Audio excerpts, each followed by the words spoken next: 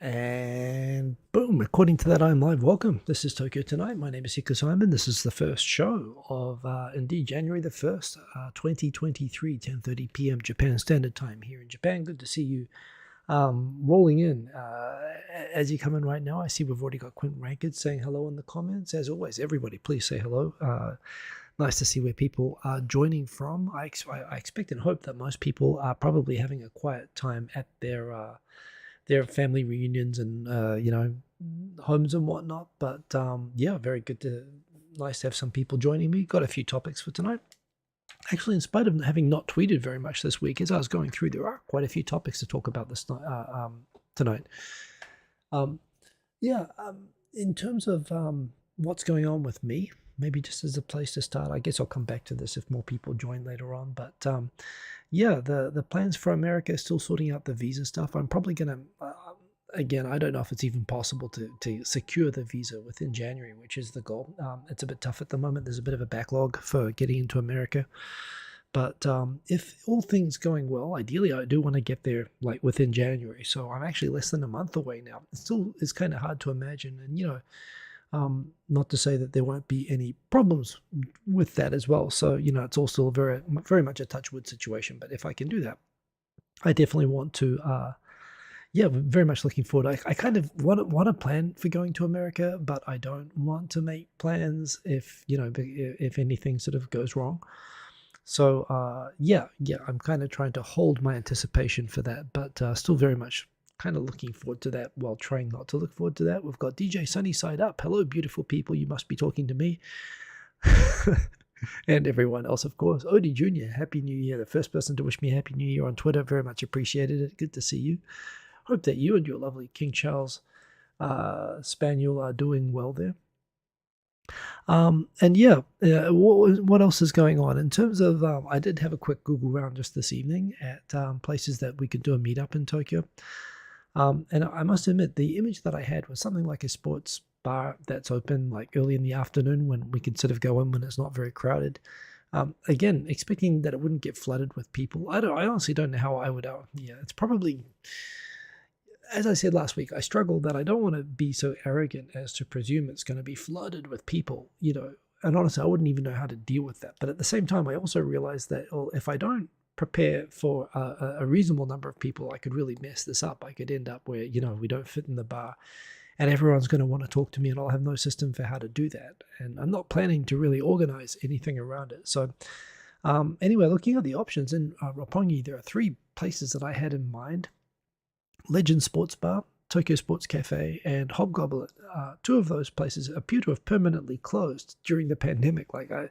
Again, the fact I didn't even know goes to maybe indicate perhaps why they're closed. The Hobgoblin is still open apparently, so I've attended a tweet up actually of Noah Smith there before, which was fun.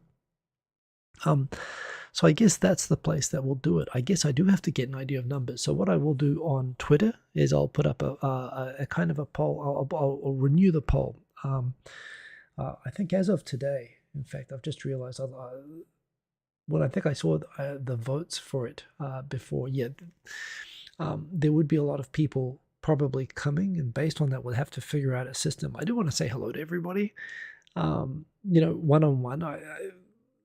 This is not a situation where I feel like I should be like speaking in front of an audience, but I want to speak to everyone. But if it's a lot of people, I want to obviously figure out some system for doing that. So we'll figure it out. And I'll just remind everybody as well that I am around in Tokyo. And if you ever do want to say hello for lunch or whatever, or just if you happen to be visiting Tokyo or you're free, I mean, I'm always happy to meet casually and actually have lunch. I've had lunch with plenty of people. Also looking forward to the chance, hopefully, to do that in other countries as well. But the tweet up. So the way it looks at the moment is it would be 1 p.m. on Saturday, January 21st at Hobgoblin, basically an Irish bar in Roppongi. It's a good spot. It's actually quite bright. It's got decent sunlight, if I remember correctly. And it's got a fairly large. And hopefully there won't be any big sports events or anything on that. Hopefully on that day, I'll check. But hopefully we should fit in. Hopefully it'll be good business for the bar.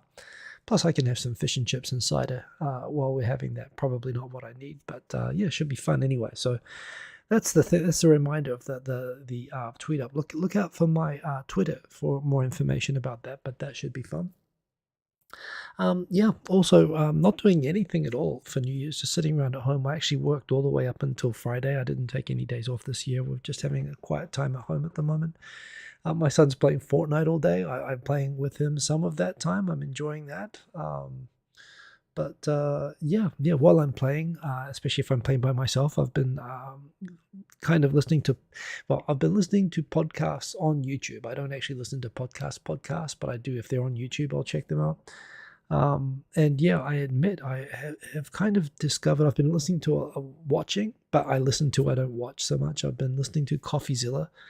That's a great channel. I enjoy Coffeezilla. That's been a discovery this year. And just this last couple of days, I've gotten into watching Lex Friedman. He's an interesting character. I'm still trying to kind of figure him out a bit, but he's got some great, very diverse subjects, doing very, very long, like 2-3 hour long interviews, but they're really, really interesting, which again is kind of perfect. Like when I went out running today, I was listening to the FBI guy who caught the guy who set up Silk Road, for example, and another one I listened to a 2.5 yesterday and today. I listened to a 2.5 hour interview with like a cyber criminal who was on America's Most Wanted list for a time, and how he did that. It was really, really interesting. So yeah, it's kind of in terms of stuff that I'm listening to. I've turned on TV and not found it very interesting. Japanese TV in New Year's isn't very good, and it was never good before, but it's getting worse. DJ Sunny Side Up asking, do I listen to Joe Rogan Experience? I do not, although I know a lot of people who do. I used to watch bits and pieces of. I think isn't he like exclusive on Spotify now? And I don't use Spotify. So I don't know. I find him interesting, and he's mentioned in the same circles as Lex Friedman. So yeah, I probably should check that anyway. I should check the Rick Rubin interview with Lex. Well, that sounds like that'd be good. I should check that out. Dan H, I can now not come to Tokyo due to multiple job interviews. That's a good thing. After months of no news from them, probably we'll come visit sometime now when you're in the US.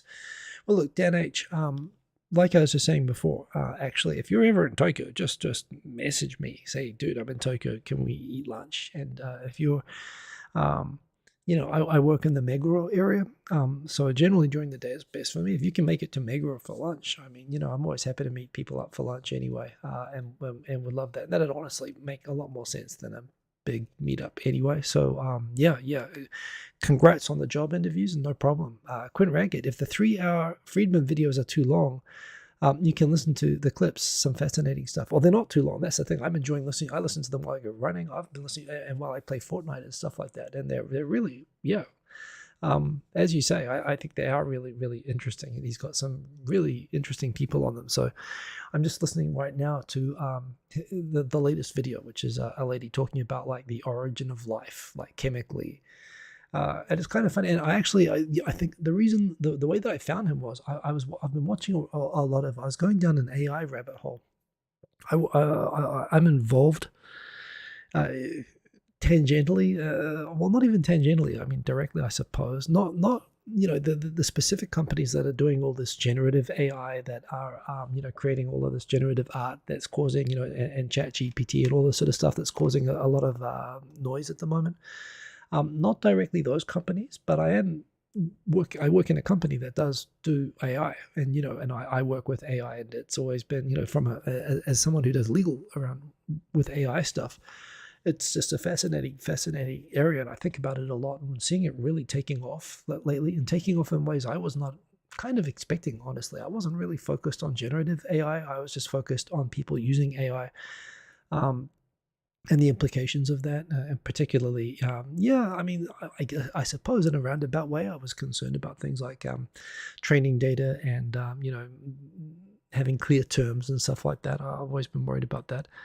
But now that I'm seeing this really take off, this is a thing for 2023, just globally, I find fascinating at the moment.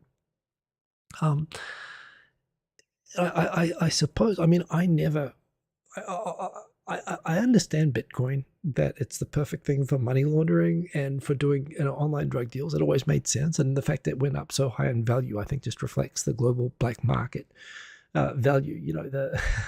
As much as there's genuine, sincere ideology behind crypto and so on, you know, I never felt like it was something. I did feel there were times I felt like I was missing out, not getting into it. But at the same time, I never felt a need to get into it. NFTs just seemed like a bunch of BS from the start. I thought it was kind of laughable, frankly. Again, history could prove me wrong on that, but I see these things as kind of less so crypto, perhaps, but generally NFTs, for example, is a kind of a fad. But this AI stuff is not a fad. This is fundamental, and actually, this has me interested the same way that I became very interested when cloud became a big thing, which really came onto my radar about 7 years ago. For startups, it really came around about 12, 13 years ago. But I think using all of these generative AI things and playing around with them directly makes it feel very tangible and makes you see, oh, geez, this is what's going to happen. And I really think we're on the precipice of something very, very huge societally with AI at the moment. And so I was going down this rabbit hole. And of course, Lex Friedman, the guy who does this Joe Rogan style sort of interview podcast, which is really, really great. He actually is a PhD from MIT on generative AI. And that's why I actually watched one of his lectures, and I watched it sped up, and he was just kind of doing a high level summary, like an introduction to AI, although that was kind of what I was looking for at the time. But it was good. But then all of a sudden it started recommending me his podcast, and it was like, why am I getting these totally different subjects recommended? And then I started listening to them, and they were good. So yeah, I really think in terms of a topic that outside of, while I do focus on Japan, and I will continue to focus on Japan, and I have other interests, and I really think technology and IT, particularly the AI stuff, is just going to be fascinating to watch this year. So yeah, hey Shubhas, crypto is financial Russian roulette indeed. I mean, just the fact that it's popular with drug dealers in a way is kind of a good thing. It kind of means that there's there is an external, there will always be a value for it. But again, the assumptions of anonymity and untraceability that people went into this, watch CoffeeZilla, you can see those assumptions are wrong, right? And you can see how, even like now there's a whole genre of scam. Well, you should watch CoffeeZilla because 90% of these crypto ICOs are total scams, and he exposes all of them and shows them all to be basically Ponzi schemes, including the big and reputable looking ones like we're seeing with the FTX. And that's fascinating, seeing how that gets set up and broken down. But even as something that's useful for drug dealers to use. I'm so glad I don't monetize. Even for that purpose, he actually shows how even like amateur, investigators, journalists are actually able to, link wallets with people. When you know that someone's doing a particular transaction, you can actually go and identify the wallets that were involved and then associate the wallets with the owners. And then basically it's like having public access to someone's bank account. And they do this. And this is how they catch all of these people and what they're doing. It's fascinating to watch. CoffeeZilla is awesome. But yeah, so even for that purpose, if you're like a drug cartel and you're watching CoffeeZilla, yeah, you might be thinking that probably crypto isn't the best way, or you'd have to really, really, like, that alone is not something that really protects you anymore. So even that value, I don't know if that makes total sense. It is interesting. I don't think it's going away, but AI, I feel like it's been around for a long time. AI is a buzzword. AI doesn't really, AI in the correct sense of the term doesn't really exist yet. It's all still lower level. It's machine learning, but machine learning is getting crazy and is actually, I see it now becoming a real platform technology, whereas I saw it until like 3 or 4 months ago, I saw AI as an application, like an end use. Like you get a bunch of data and you make an application that basically is like a little pony that does a certain trick that you train it to do. You give it all this data and you train it to recognize faces, or you train it to draw art. Now I'm starting to recognize the big thing about AI is that I'm starting to recognize that it's a platform. These technologies that are winning Go and are drawing art and are having conversations on ChatGPT, they are all in this huge arms race to become a general AI that's basically going to be an AI that can do anything that a human brain can do, only better and faster. And it's all getting really, really good. And the mistake that people are making in their outrage at the generative AI is that they think that that's like the application. They think that that's the end goal of the technology, and it's not. That's just a party trick of the technology. The technology itself is going to be this kind of a platform which will be able to do the equivalent of that with everything. And that's just going to be so disruptive. I mean, everybody's jobs are going to be fundamentally disrupted by this, and it's a lot of people are rightfully terrified by this. This is disruption on the level of like the start of the Industrial Revolution level disruption.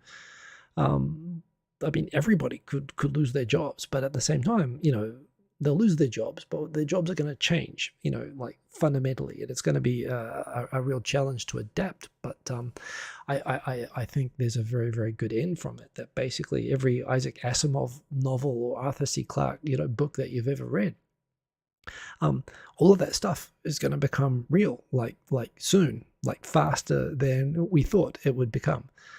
And to me, that's totally cool. So I'm digging it, but there's all of a sudden that feels like that's coming really fast, and that's very real. So that's what I'm very interested in. It's another reason perhaps why I'm so excited to be going to America and being very close to where all of the stuff is happening, which is what I'll be doing if I'm going over there. Just to, even though I won't be directly in those companies that are doing that stuff specifically, I'll be close to it, and there'll be a huge opportunity to just have time, living on my own over there to learn, which that's what I'm going to do. I mean, I'm going to over there. Of course, I want to see people, and of course, I want to see America, but I'm just looking forward to learning. So, yeah, it's an exciting time. And I think 2023, I mean, there's going to be good and bad as there continues to be in the world, but I remain an optimist. I think 2022 was not a bad year. I mean, you can look at the bad, but I still think humanity. Dan H. made a compelling argument actually the other week that humanity is probably has not reached its 2008 pre-Lehman shock peak. But since 2008, there actually is a ton of advancement that's happened.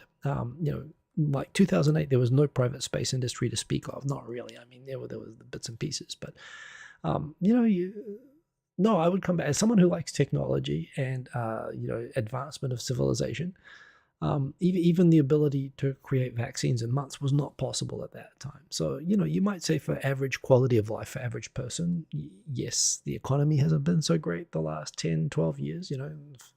But the world hasn't stopped advancing, and I think that that's going to keep happening. So it's going to be pretty cool. Yeah. So anyway, sorry, huge tangent to start, but I think it's good to talk about what I'm most looking forward to about 2023. And the point being, the reason I'm excited about general AI is the way it'll start to contribute to both solving the most difficult and important problems. Again, cure for the common cold, cure for cancer, new, better, more efficient, more effective medical treatments for people, renewable energy, climate change, all of these sorts of problems. We're going to have tools that just the same way as we were able to develop COVID vaccines in a couple of months, that would normally have taken years to develop. We're going to be able to do the same kind of like huge leaps on other big problems, space travel, science, all these sorts of mysteries and so on are going to get solved, and new ideas are going to come up at such a speed. That's what I'm excited by. Anyway, diving back into the comments, let me move the mouse across here.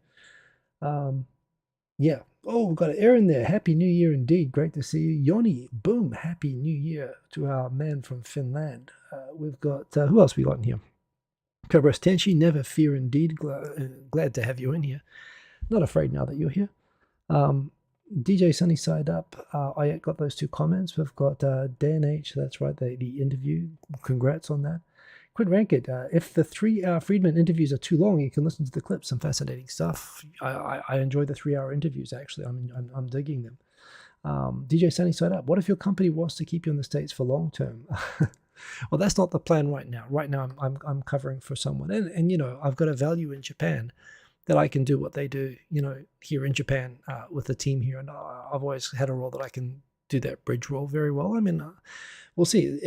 Everyone asks me that question, by the way. I don't know if personally as well. I've never lived outside of Japan, but I don't know if I like it there or not. I've always thought when I go to America that I love being there, but I don't know personally how much I'd like to live there permanently. But there again, I mean, it's kind of, for now, I'm taking it as a 6-month or 4 to 5 month probably opportunity to do a bunch of cool stuff and, do a little mini American dream.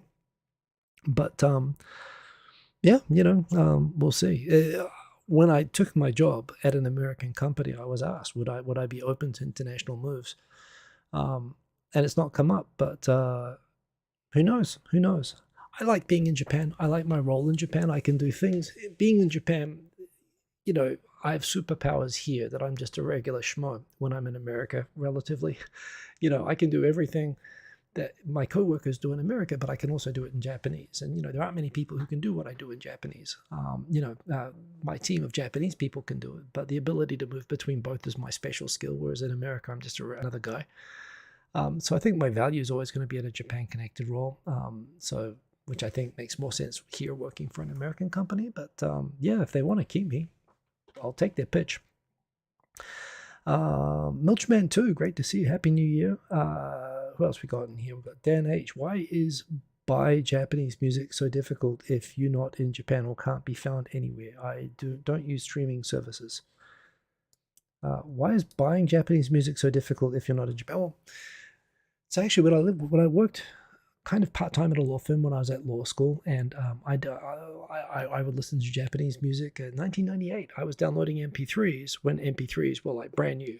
My Chinese kind of hacker friends were telling me, hey, dude, you got to get in on this. And it was the only way. And I was doing IP law. And the whole idea of IP law is that when you violate copyright, you have to demonstrate loss based on, the maximum theoretical damages that you can get for violating copyright.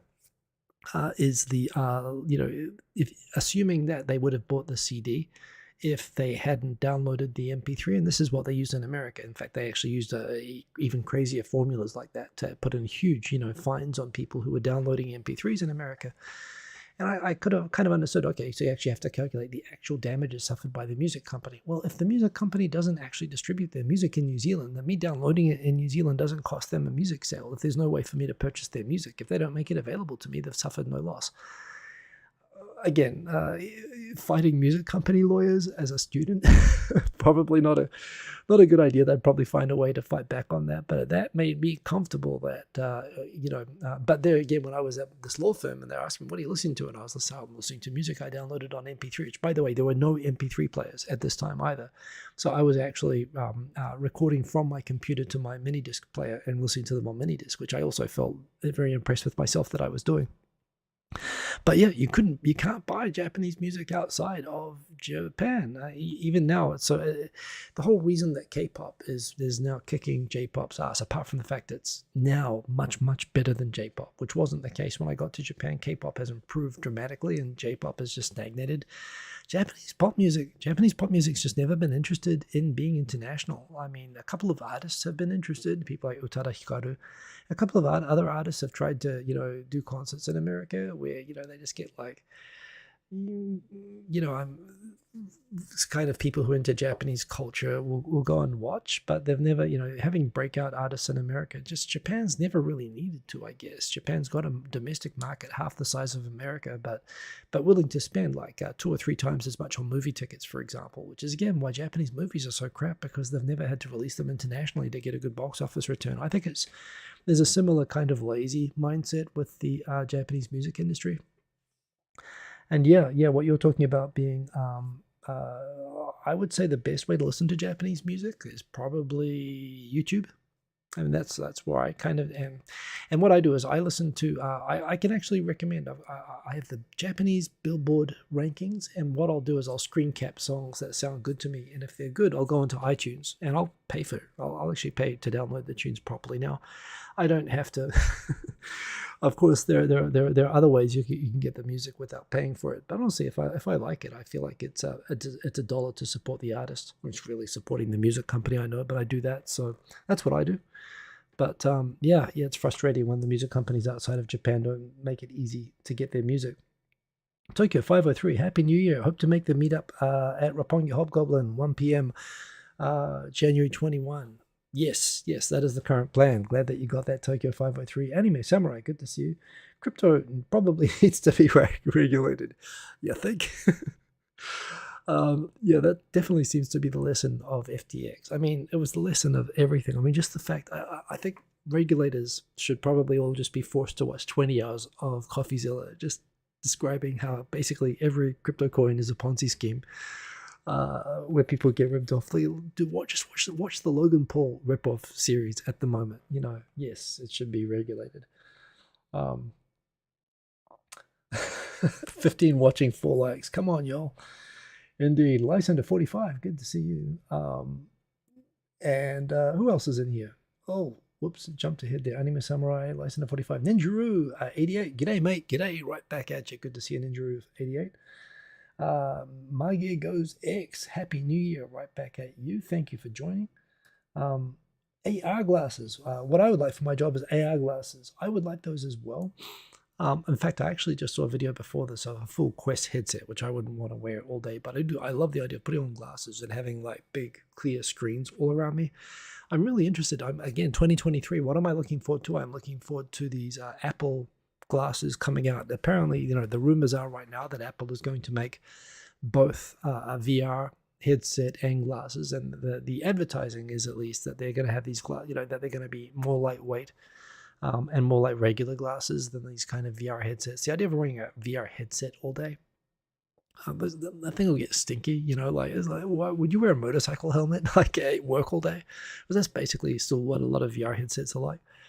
But if you can make it like as comfortable to wear as regular glasses, and have like 10 screens and all the crazy peripherals and everything that you want, I'd be very much into that. And I'm hoping that the AR, that Apple's product is going to be, it's part of the reason I got the newest phone. I upgraded my phone was I want to use these AR glasses when they come out. It seems like they're going to be super expensive, but I do like the idea. If they're going to replace, $1,000 worth of desktop equipment, I'm interested anyway. We'll see what will happen, but yes, I'm up with that. Barry Convex, good to see you, Barry Convex.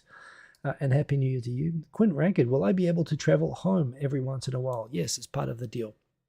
I mean, it's only 4 months, so I'll get a trip halfway between, which I think will be good for the Japanese New Year, for the fiscal year switchover. I'll come back probably at that end of. Plus, it's good for the Hanami season anyway to come back around the end of March or April.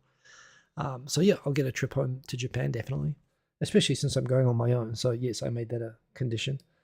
But yeah.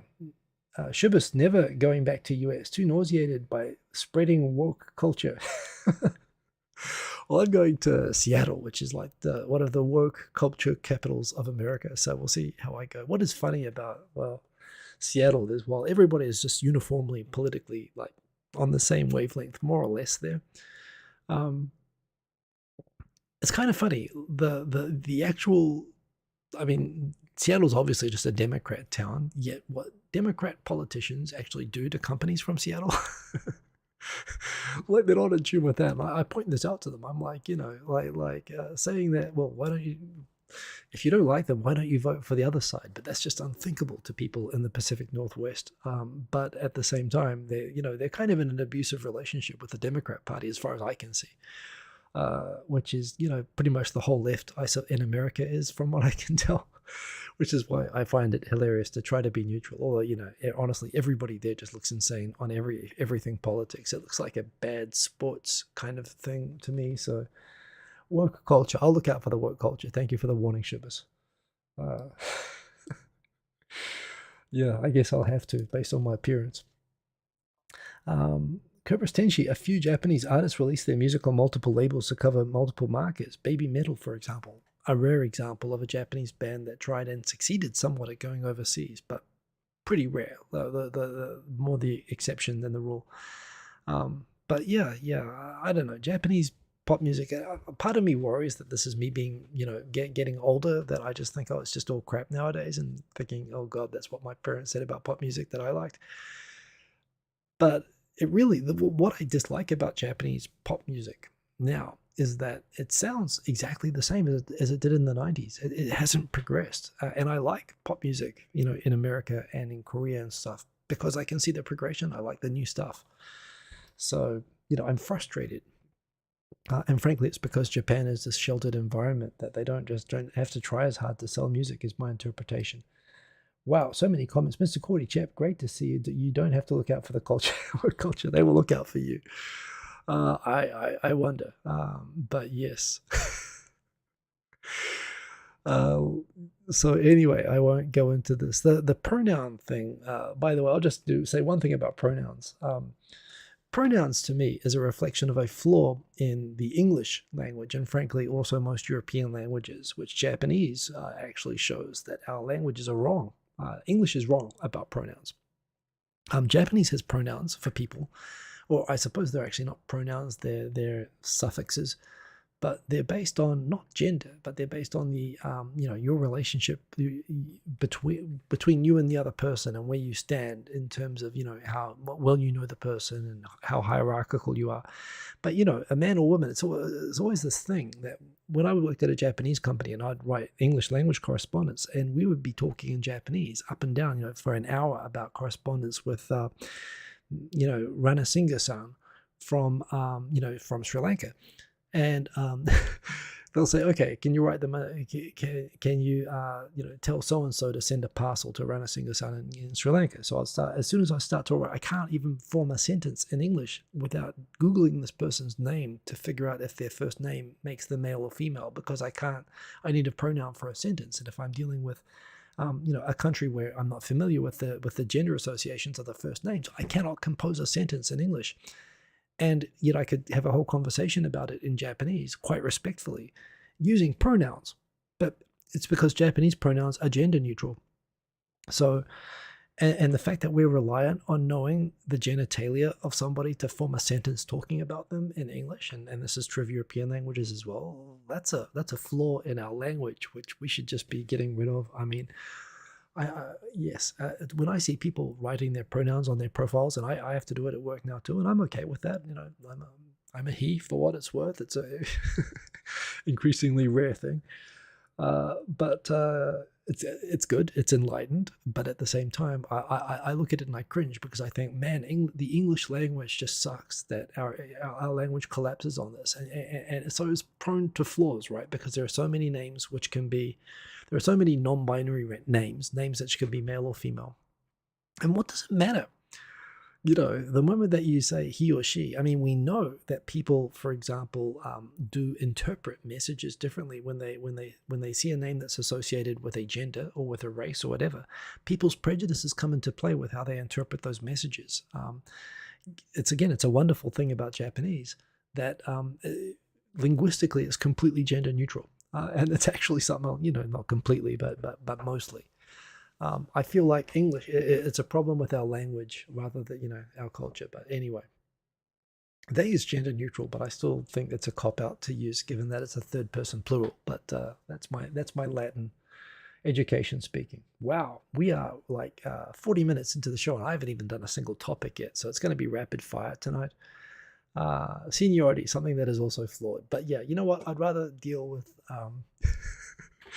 my first day at Fujitsu, where somebody asked me, somebody sent me a mail saying Hiko Dono, are you free for lunch today?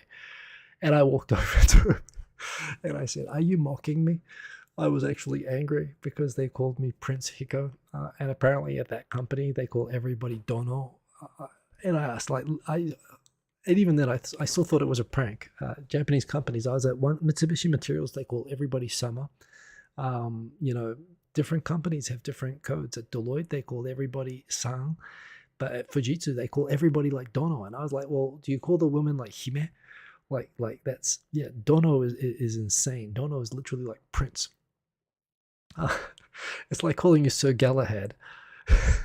May we have the pleasure of taking you to lunch? And I was like, I seriously thought they were pranking me, but just in that company, they didn't understand why I was angry. But oh yeah, so I've got a topic about that with dialects, which not the not the antagonists of Doctor Who, but the dialects as in regional accents in Japan. Oh yeah, the first story. Man, Kumamoto, I had no idea. Kumamoto's screwed up. So I, myself and everybody else in Japan read this headline and thought the same thing. And it's funny, there were some forums reacting to this. So let me explain to you, first of all, how I read this story and how everybody in Japan outside of Kumamoto read this story, and then explain to you how people inside Kumamoto understood the story. A local politician in Kumamoto, apparently known for outbursts, was in a taxi, and when he tried lighting up a vape cigarette within, hey, Mogberry Pie, good to see you. When he tried lighting up like a vape cigarette inside of the taxi driver said, please stop that, and he started freaking out. He started kicking the back of not the driver's side, but the passenger side taxi. He started kicking it, and he screamed at the driver, "Uchi crossozo." Now, something about Japanese. Well, it's gender neutral. One frustration that kikoku shijo, people who have lived in America and come back to Japan, Japanese speakers who are returnees to Japan often will say about Japanese compared to English is that when you really want to when you really want to vent frustration, that you would use a swear word in English, like, screw this, fuck that, fuck you.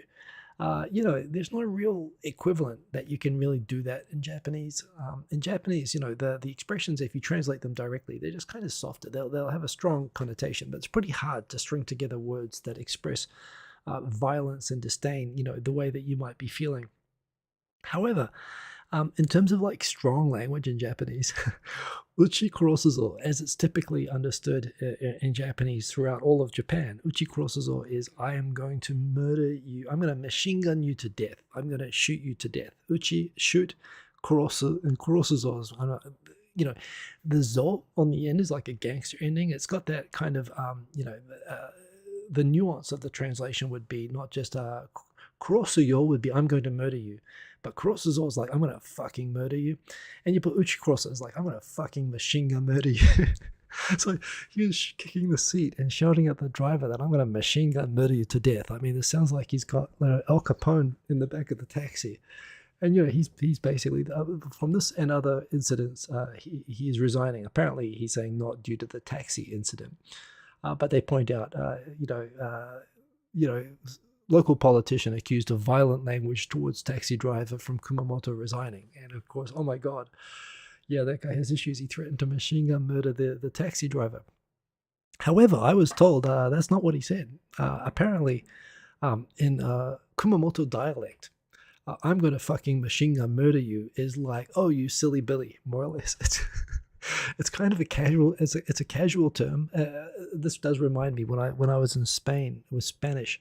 Spanish has a wonderful term that starts with C that means the same word as something C in English. But in Spanish, in Spain, they use the word like mate. It's like, oh, you old bastard. It's like, hey, coño. Whenever anyone said that to me, I was like, oh my God, I think I have to start a fight with you now. You use the C word to someone in English, you have to fight, pretty much. But in Spain, everyone says it to everyone. Apparently, Kumamoto's like the Spain of Japan, where they just casually say, I'm just going to fucking murder you, as like a greeting, like it's a slap on the back kind of a thing. And so when I was talking about how, understandably, a city politician resigns after threatening to machine gun murder a taxi driver who warned him about vaping in the cab. Apparently, I was corrected by people saying, no, that's not what he said. He just said, apparently, there's like... it literally translates to, hey, don't mess with me, dude. It literally translates to don't mess with me, dude, in Kumamoto dialect. But they say, I'm going to fucking machine gun murder you.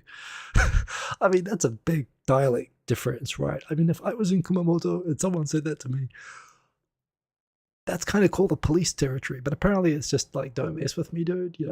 Don't mess around. I know in Australia that people use the C word, although... among friends, if you heard it from a stranger at a bar, that there would be a fight ensuing, right? I mean, yes, you do hear it all the time, but normally in situations with riot police and bottles being thrown, unless they're very, very good. And honestly, I wouldn't say that all people use that term, right? But in Spain, old ladies, I heard old ladies using that word in the street, talking to each other. Um, languages, eh? Fun stuff. So Kumamoto Ben, don't worry if you're in Kumamoto and someone threatens to effing machine gun murder you. They're just they're just playing around. Of course, if they pull out a gun, then I would run away. Other news stories. Geez, we've got 15 minutes, so I'm going to pick it up. This is what always happens, doesn't it? This was an interesting one. I didn't know about this. Apparently, Apple got fined with back tax over duty-free sales. And it took me 10 reads of this to really understand what this was about. But what this is about is that a lot of shops in Japan, like Uniqlo or whatever, will have signs saying that duty-free available. If you're a foreign tourist to Japan and you show your passport, they will allow you to buy duty-free, which is 8 to 10% off. On top of the currency savings at the moment. And apparently the situation with the iPhones, the value of Japan's iPhone indexed in US dollars right now is apparently something like $270 cheaper than the global average. And on top of that, you can come to Japan. So basically, you can come to Japan, buy an iPhone, and in most countries in the world, you can sell it for hundreds of dollars cheaper. Plus, you get a sales tax refund. So what was happening was people from certain countries were coming in and buying iPhones from Apple stores duty free and taking them overseas to basically pawn them off to resell them. And the tax office, when they were going through Apple's sales records and they found that the same purchasers were purchasing dozens of the same phones, they said, no, those don't count as personal use duty-free transactions. You should have charged sales tax on those because those were not from the exempt duty-free thing. It's only for individual purchases. So Apple has to pay. Apple had an obligation to collect the sales tax on all of those sales, and they didn't. But they still have to pay the sales tax. So basically, Apple's kind of the victim in the sense that they should have charged, but basically, these resellers of Apple phones that were taking them back overseas to resell them were basically sort of taking advantage of Apple. And as a result, Apple now no longer offers duty-free sales of Apple products in their stores. They've stopped it as a result of this fine. So unfortunately, the result of this is that everybody, at least all foreign tourists, lose as a result of this. And there was talk on the TV that, for example, it is very hard to know, for example, if someone's a foreigner, for example, if they're not going around to different shops. There's different ways they might, that they might be collecting up these phones, but, maybe Apple just didn't have the systems to realize that the same person was buying the same phone over and over or something like that. But, they've decided rather than try to track that, it's easier to just stop doing it altogether. And some people debating that maybe Japan should do what other countries do, which is that they actually have all shopkeepers collect sales tax and give a sales tax refund at the airport, which honestly makes it so much hassle that most people don't bother, which is better for tax collection purposes, although, again, it's kind of penalizing all foreign tourists for the bad actions of of a smaller number of players, but unfortunately something that's being debated, it seems. Iraq299, Happy New Year. I know an Aussie mate who uses the C word quite freely around his mates, of course. Yes. I was quite surprised at first, and I'm a Brit. Yes, well, that's true. So, but again, around friends in Australia, people say it. But again, if he's not a mate, if it's a stranger and you use that word, it's an instant fight. If you're in the oxymoronically named Fortitude Valley in Brisbane, playing pool with friends, and you're playing a game, and you're waiting at the table to play the next game, and in the game in front of you, somebody does something, and someone calls someone the C word, it's on. Like the bar turns into a fight. I've seen that happen. Aussies will use the word liberally, that is true, but doesn't mean it's always okay to use. Whereas in Spain, it's like the whole world, friends would come up, they'd offer you a cigarette and say, hey, coño, have a cigarette. And I'm still in Aussie, defend yourself mode. I was expecting a bar fight to start, and I think I'm supposed to start it because he said it to me. I never started a bar fight. I did actually get into some physical altercations in Spain, mostly bailing out girls from my study group who were at bars and having guys being dicks around them and having to intervene and pretend to be the boyfriend. And fortunately, I was like a foot taller than everybody in Spain. So yeah, I wasn't really the enforcer physique at that particular time, but yeah, I did a bit of that in Spain. But yes, it was very confusing to be being in that situation. But yes, Dan H. But the problem with buying those Japanese iPhones is the anti-creeper camera sound to know that photo has been taken. Well, I don't know. Maybe the Chinese will offer a discount. Who knows? Cobra's Tenshi. So as always, a few a-holes ruined it for everybody else. Yes, that is exactly it. Don't be that a-hole, please. When you come to Japan, be good because you ruin it for all of us. New wave of infections. Right now in Japan, it feels totally different to the previous. I must admit, when the numbers were in the tens of thousands in Tokyo and hundreds of thousands in Japan previously, I was in a I'm not leaving the house situation. But this time, yeah, I mean, everyone's still wearing masks and so on. I'm pretty much not wearing a mask at work. I do when I get up from my desk, but if I'm at my desk, I have to wear a headset and talk to people and stuff like that. It's just annoying, so I take it off. And again, when the wave was this bad previously, I wouldn't go into the office at all. I'm going in 2 or 3 days a week now. I'm really like, yeah. Although that said, the idea that it's not as serious as before, we've just had the highest daily death rates that Japan's had through this whole thing. So it is still bad. The rates are still incredibly high. The death rates, in spite of the fact that the numbers are not as high as they've been higher back in August and whatever, the daily death rates are now reaching records. So right now the wave is pretty bad here, and the cases are serious. Possibly numbers are increasing because people are not getting booster vaccine shots. In my case, my company was giving the shots at work for the first 2 or 3 times, but the 4th time I had to do it myself, and that made me delay. I just got my shot, of course, last week. And I've been fine. I took a bit of a break from running for a while, just because it can be a health risk to go running immediately after the shot. But 2 runs, and I'm feeling okay. So yeah, it's kind of freaky, but there you go. Another really interesting one, just I guess this is kind of where I'm interested from a work perspective. 13 companies named and shamed by the competition regulator in Japan, including famous companies like Denso and Sagawa, courier delivery, Don Quixote, Japan Access, and so on. Some famous companies there. Daiwa, Mitsubishi Logistics, and so on. In fact, let me just pause that. I think it's on mute anyway. In fact, yeah, there's no weird sound coming through, so maybe I'll just leave it there. It took me ages to understand what was going on with this as well. But apparently what was happening was these quite big companies, when they were dealing with suppliers, and these suppliers are facing increasing costs of fuel and, wanting to increase wages and stuff like that. And they would say, hey, we need to renegotiate prices, or we need to increase prices. These large Japanese companies like Sagawa and Denso and so on were pretending they were just ignoring them, or basically saying that, yes, we're going to renew the contract for next year with all the same conditions, and we're going to send you across the contract, and basically just sort of ghosting them, talking about prices, like pretending like that they never brought it up.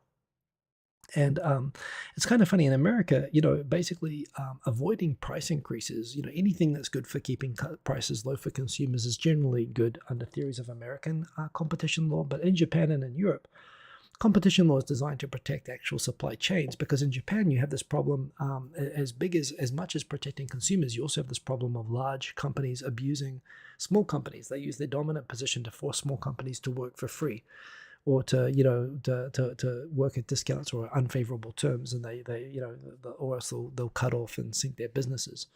So they sort of police this sort of conduct, this abusive conduct by large companies that procure, but that are basically do not allow them to cover their costs by renegotiating price. So it's kind of funny. They gave a naming and shaming of 13 companies that did not allow them to increase their prices. It's kind of a good thing that they do this, particularly when they're looking at this from a perspective that they're abusing their negotiating position to keep prices low, although at the same time, arguably allowing prices to increase flows through to customers in the end. But still interesting. Yeah, Sadiq, Happy New Year from Miami. Wow, would love to. I must admit, Sadiq, very good, very Happy New Year to you. Great to have you checking in from Miami. if or when I get to America, I would love to watch a couple of rocket launches as well. I know that Miami is a different location from Cape Canaveral, but man, I'd love to go see that. So I must admit, Florida is one of the places. I don't know if I'd get there. It's literally like another international flight, I guess, getting from there from Seattle. But I would love to get down there anyway. Yes, you're lucky to be in that part of the country, and Happy New Year to you. Stingy. Maybe tech companies should build a mask with a built-in mic and Bluetooth for people that actually need to talk on the phone at any given time. I wouldn't want that, honestly. I don't like speaking like part of the thing about having a mask, particularly these are for video conferences. So I just don't like it rubbing against my face when I'm talking. And you know, you want to be able to see someone's face when you're talking to them if you can. That we do with Japan. A lot of Japanese people do join video conferences with masks on the video conference because of where they are. But yeah, it makes it already what can be difficult, even harder to communicate. So yeah, maybe people could think of that, but I kind of wouldn't be up for that if someone did that. But it's not a bad idea. I mean, I guess there'll be people who would buy it. So yeah, more news from Japan. Apparently, Japan Rail East is going to start having body cams on train rail operators, basically as protection for the operators themselves, who particularly around New Year's are subject to getting assaulted by drunk people using the trains, who fall asleep or whatever, and or act unruly on the platforms. And these poor staff, who are not security guards and not police, they're train station workers. Sometimes they're trying to help these people, and people who just act badly when they're drunk. There's a lot of cases of assault of train station workers. I've always said that I think that just the same as you'd ban someone from a bar for fighting, or someone from, basically that same kind of thing, that you should be able to ban people from you entering your private premises, even though I've had people disagree with me on this on Twitter, where they say that the trains are effectively a public service, and the train stations are effectively a public place. Just because it was privatized doesn't mean they still don't fulfill a public role. So you shouldn't be able to ban people like you do from casinos, for example. You shouldn't be able to ban people from trains or whatever, because they're so essential for a lot of people, particularly in Tokyo. But I think if you assault people who work at train stations or train companies, hell yes, they should be able to ban you the same as they can ban people from casinos or from bars.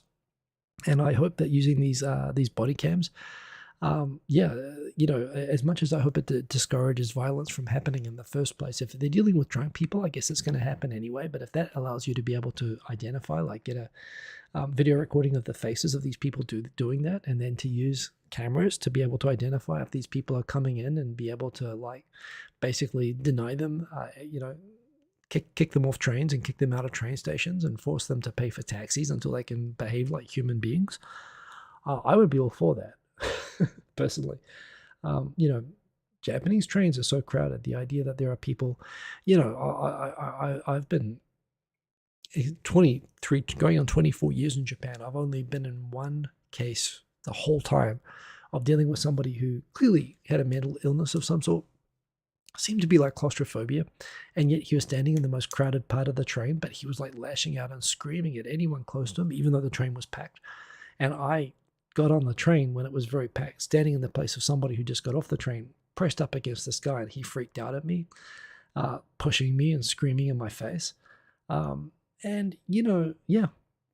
didn't do anything about it, got off the train and, walked out and went about my day. But people who do that, I saw him doing that, same person doing it to someone else another day. People like that shouldn't be allowed on trains. I'm sure he had issues going on, but it's one thing to have a mental illness that makes you, violent and antisocial on train. Even then, as much as I feel bad for the person, the whole train doesn't need to accommodate that person. But someone who's drunk, when you're drunk, you make a choice.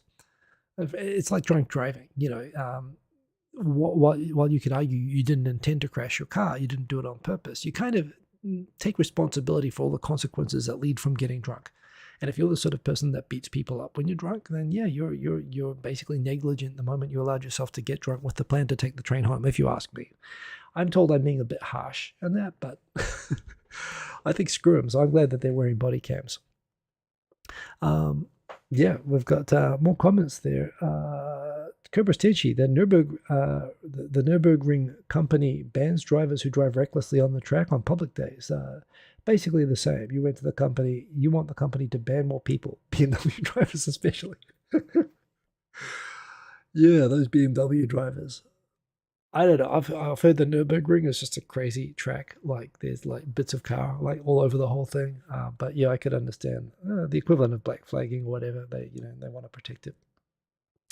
Kind of an interesting article here that the world has so much to learn from Japan on this is they got the New Zealand Church on in sustainable innovation on Japan's environmental technologies like heat pumps, like the one I have above me here that works both as an air conditioner in summer and a heater in winter by basically pumping out the opposite air to equalize and whatever. And Japan does have wonderful air conditioning technology, most of which is wasted because it doesn't have most houses in Japan and buildings in Japan are built still without insulation.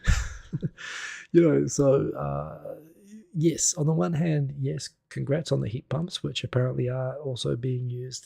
There are aspects of Japanese design and innovation which are definitely used in construction in Japan. However, also because people don't expect buildings to stay up more than 25 years. They build them to not last forever. They expect them to be burned down or collapse in an earthquake or just be replaced as they're replaced every 20. It's something I like about Tokyo, the fact that they replace all the buildings. But as a result, nobody invests in extra effort like double glazing windows or putting insulation bats in the walls, which would save much more energy than, honestly, a heat pump, even though a heat pump is a great way to save energy. So I really think, indeed, Japan should sell more heat pumps to the rest of the world because they're wonderful. But at the same time, Japan really needs to borrow some of those pink insulation bats that we use in other countries to actually make sure that Japan doesn't need to use those heat pumps so much. So gives and takes, and the fact that the whole power grid in Japan is still using the same, is basically a victim of the same 19th century architecture it used when it got started, and that it is comprised of 8 independent power grids instead of one national grid, which stops it using environmental, renewable energy. All of these complaints, but it does well on heat pumps. So good job, Japan, on that. We're coming up on time, but I'm going to keep just going through the stories that we have left. Another channel that I discovered. It's a huge channel. It's got millions of subscribers. It's just I'd never heard of it before. Kenny Lauderdale. This guy's like, wow, king of the weebs. I mean, I didn't even know what that term weeb meant until I was called it, which I discovered that the only people who are weeaboos are people who, the only people who use the term weeaboos are weeaboos. But this guy's like basically a nut on mainly Japanese anime culture, which isn't my thing. But he also covers like obscure Japanese TV shows that are ridiculous. And he describes it and summarizes it. Not only does he describe the show in a wonderful, entertaining, funny way, but he also emphasizes repeatedly throughout the whole thing just how obscure this TV show is, and how he's pretty sure he's the only person out in the entire world who's actually been able to discover the lost VHS copy of this and whatever. And yeah, he's kind of like bragging openly about being the biggest weeb at the same time as, and bragging about knowledge about these shows. It's very, very entertaining, and I highly recommend Kenny Lauderdale. It's worth checking out. On the weekend, there was a Ikigami Akira, who's like Japan's best sort of Dr. Fauci of, wow. No. Let me see the politically sensitive content. This guy, Akira Ikegami, he's kind of like the Mr. Know-it-all. He's an excellent news communicator. He's great at talking about the history and explaining complex news he used to host the children's news on NHK, and he made me watch the NHK children's news because he was just so good at explaining news. He does a TV special every now and then now on private TV, where I'm sure he's getting paid a lot more money and has to do a lot less. He did like a 3-hour special of all these sort of news topics and explaining them really well. But the thing which kind of stood out was there's apparently a survey done of what kids aspire to be in Japan nowadays. What do kids dream of being when they're adults? And you have in the boxes, top to bottom, the blue on the left are boys, the red on the right are girls.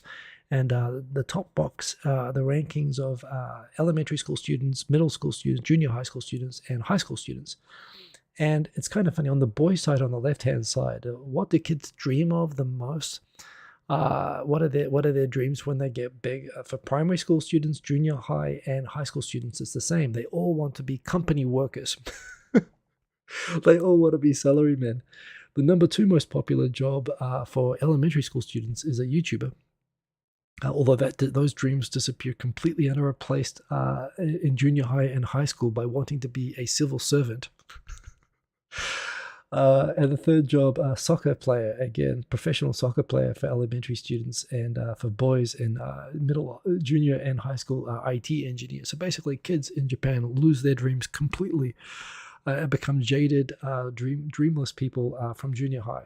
On the girls' side, by the way, elementary school students, the girls want to be pâtissiers, basically bakers, nurses, or kindergarten teachers in elementary school. However, then they also fall into the pattern. Junior high, the ranking is a salary woman, salary person, nurse, followed by doctor, and then by high school they give up and they want to be salarymen, civil servants, and nurses.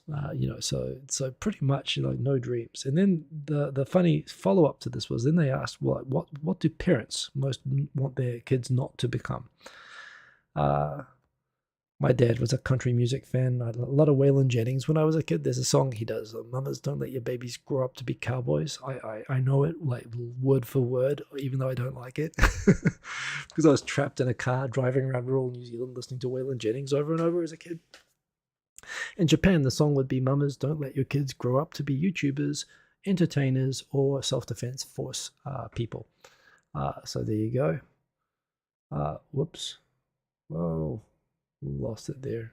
Here we go. So yeah, that's what Japanese parents most don't want their kids to be. Yeah, wow. Okay. Power round.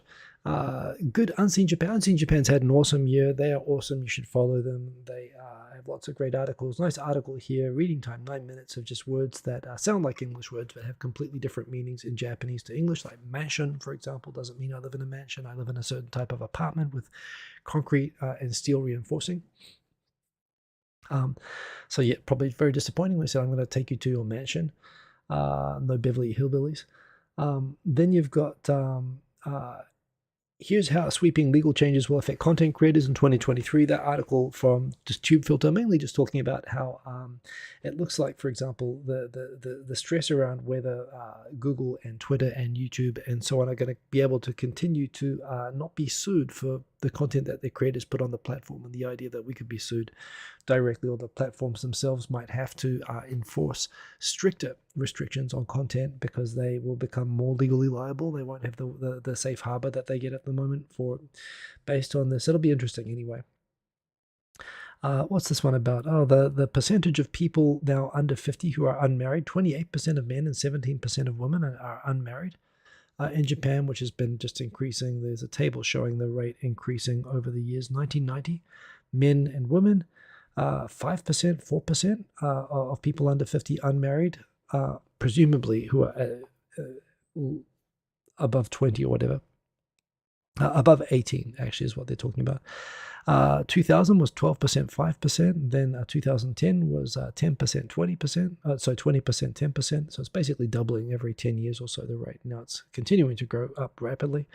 Oh, I love the story so much. There was a story this week about in Shimane Prefecture, a man who purchased, he went to the self-register on the convenience store and paid for a small-sized coffee, and then went to the machine and pressed the medium-sized coffee. And apparently he was he was arrested. He was thrown in jail, a 68-year-old man. On the first face of it, this looks harsh for Shimane. People talking about, well, Shimane has real crime problems. Thank God they caught him. It turns out that the unemployed 68-year-old man had apparently repeatedly, he had done this before and had been warned by the convenience store staff. And when he did it, apparently it just snapped. This convenience store worker snapped and basically called in the police on him when he did it again in spite of being warned about it. So he was a repeat offender. Clearly, yeah, nothing happening there. EDIR, Sainted Sir, by the way, akemashite omedetou gozaimasu. Kotoshi mo yoroshiku onegaishimasu. Indeed, Happy New Year, Sainted Sir, Happy New Year, everybody. Ikigami is great. Yes, I agree with you. Iraq299, definitely. Auntie Liana in Yokohama, Happy New Year. Great to see you. And the screenshots are awesome. Yes, I went through Twitter looking for them because I knew someone would do it. Not starting families either. Well, yeah, maybe. With women, of course, it's possible. There are some single mums in there, but generally not starting. I mean, it's clearly contributing to the population decline. I'll just call out, I think I've been saying this every week lately, but this extra history series on the path to Pearl Harbor had its final episode today. It's an awesome series. I mean, I love this channel and I call it out all the time, and the Japan history content is awesome. the Path to Pearl Harbor series is like one of their best. Highly recommended that you check that out on YouTube. And boom, and there's the final one, Hobgoblin. I'm looking for people just joining late in the show. I'm looking at doing a meetup at Hobgoblin in Roppongi January 21 at 1 p.m. That's the current plan. I'm going to check if that's viable or not. Look out on my Twitter for more details about that. I hope to see some people there. And other than that, that's the show. We're 1 hour, 5 minutes in. So as always, a little bit over, but lots of news to talk about. Big year ahead. So Happy New Year right back at you, EEDIR, and everybody here. Nice to see you. Thank you for joining me for 2023 here in Japan and wherever you are in the world. Going to be a big year for me, doing all sorts of interesting new stuff. I'm still going to be doing this every week. We'll see what happens with the America plans, as I said at the start of the show. Still trying to sort out if the immigration stuff all goes through okay. So it still is fingers crossed situation at the moment, but hoping that all of that happens. And if it does, we'll figure things out. But look, I'm going to keep doing this every week. Thank you for keeping me company every week and following me on Twitter and all that sort of stuff. Hoping that you are all well and staying safe. And yeah, Mogberry Pie. If my kid says he wants to be a YouTuber, I'll buy him a camera and teach him Adobe. Indeed. Amen, Mogberry Pie. Yeah, the idea that most parents don't want their kids to be YouTubers. I guess that people have this idea of YouTubers being these sort of antisocial people that do pranks and stuff like that. So they think of prank YouTubers and stuff like that. But yeah, I'd be totally the same. Yeah, I'm with you on that, Mogberry Pie. Anyway, everybody, like the like button if you liked. I do appreciate it. Do take care. Have a happy new year to you and your families. And see you all later. Have a good one. Boom. Peace. Always says peace and is never ready to end the show. Click on end stream. Here we go. Ending stream. See you later. Boom. Oh, one more click. Gonna end now.